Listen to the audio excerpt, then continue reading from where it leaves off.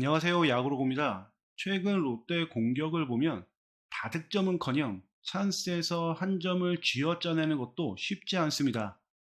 야구가 점수를 주지 않으면 지지 않는 경기라곤 하지만 점수를 내지 않으면 또 이길 수가 없는 경기가 바로 야구죠. 이런 측면에서 최근 롯데 공격력은 참 답답한데요. 사실 지금 롯데 타자들 중에서 시원스러운 타격을 하는 선수가 거의 없죠.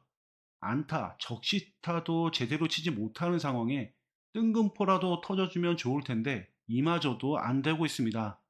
기록으로 보면 이렇습니다. 2023년 롯데 공격은 홈런은 꼴찌, 장타율도 9위입니다. 큰 거 한 방으로 인한 다득점을 내는 것이 아니라 리그 중상위권의 안타 생산력과 높은 득점권 타율로 점수를 내고 있다고 할 수 있습니다. 이런 공격 스타일이 먹힐 수 있었던 것은 주자들을 적극적으로 득점권으로 옮겨놓는 노력을 했기 때문이라고 보는데요.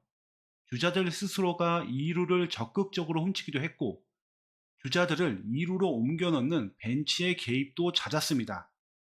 2022년 144경기에서 61개의 도루를 했던 팀이 시즌 50경기에서 벌써 50개의 도루를 높은 성공 확률로 하고 있으니까 이 부분은 상당히 높은 평가를 할 수 있는 부분이라고 봅니다. 그리고 희생 번트가 있는데요. 드디어 나왔습니다. 이번 시즌 롯데는 희생 번트가 리그에서 가장 많습니다. 29개로 리그 1위입니다. 왜 이렇게 희생 번트를 많이 댈까요? 가장 큰 이유는 병살타 방지용입니다. 그렇지만 제가 생각할 땐 단순히 병살타 방지를 위해서 이렇게 많이 된다기보다는 이번 시즌 롯데 타자들의 성향에 맞춰서 구사하고 있는 것으로 보입니다. 리그에서 가장 높은 득점권 타율을 보이고 있기 때문에 희생번트로 주자를 한 베이스 더 옮겨 놓으면 득점 확률이 높아질 거라는 판단을 하고 있다는 거죠. 실제로 5월 말까지 롯데는 리그에서 클러치에 가장 강한 팀이었기 때문에 희생번트를 이용한 공격 전술이 정말 효과적이었습니다.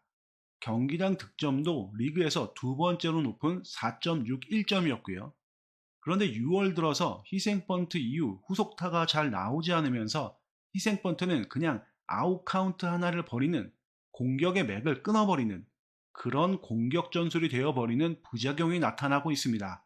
실제로 6월 7일까지 롯데의 경기당 득점은 4점으로 9위입니다. 참 어려운 상황에 봉착해 있습니다.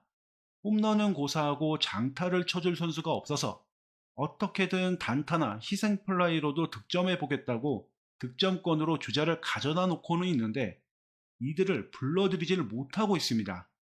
해법은 뭘까요? 오히려 단순하다고 봅니다. 벤치에서 기상천외한 그 어떤 작전을 하더라도 적시타 없이는 득점이 안 납니다. 즉 타자들이 해줄 수밖에 없습니다. 집중을 더 해줘야 되죠. 안 나오는 홈런을 갑자기 펑펑 쳐달라는 것도 아닙니다. 찬스 상황에 긴장하지 말고 침착하게 타격한다면 지금의 빈곤한 득점에서 탈출할 수 있을 거라 봅니다. 그리고 희생번트 이야기가 나온 김에 롯데 타자들의 기습번트에 대해서도 잠깐 이야기해 보겠습니다. 이번 시즌 롯데의 번트 안타 시도는 58회로 2위고 이 중에서 번트 안타 성공률은 13.8%로 공동 5위입니다. 기습번트는 상대 투수와 상대 내야진을 흔들 수 있는 좋은 효과를 낼 수 있다고 생각은 합니다만 너무 잦은 시도와 1루에서 부상 위험이 큰 헤드퍼스트 슬라이딩 시도는 다시 한번 생각해 봤으면 합니다. 지금까지 롯데의 공격력, 그리고 희생번트, 기습번트까지 살펴봤습니다. 긴 시즌을 치르는 동안 타격은 사이클이 있다고 하죠. 최근 롯데 타격은 오르내림 중에 내리막 국면에 있었다고 보고 이제는 다시 오르막으로 올라오리라 믿습니다. 롯데 타자들의 집중력을 다시 한번 기대해 봅니다. 이상으로 방송 마칩니다. 감사합니다.